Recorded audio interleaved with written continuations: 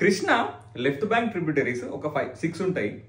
So అవి చాలా ఉన్నాయని ఇబ్బంది పడకండి. ఒక హ్యాపీ బర్త్డే విషెస్ ద్వారా మనం ఈజీగా గుర్తుపెట్టుకోవచ్చు.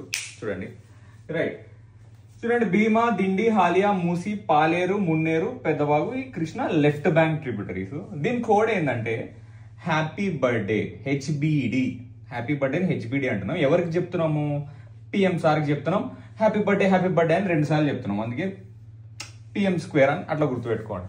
సో హెచ్బిడి లాజిక్ చూడండి, H Haliya, B Bhima, D Dindi, HBD happy birthday అయిపోయింది.